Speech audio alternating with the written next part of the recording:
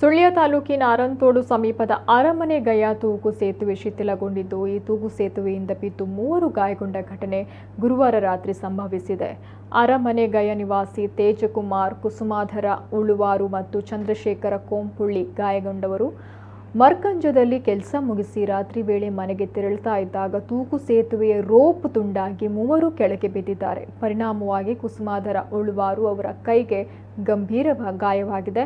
ತೇಜಕುಮಾರ್ ಅವರು ರೋಪ್ನಲ್ಲಿ ನೇತಾಡಿಕೊಂಡು ಅಲ್ಪ ಸ್ವಲ್ಪ ಗಾಯದಿಂದ ಪಾರಾಗಿದ್ದಾರೆ.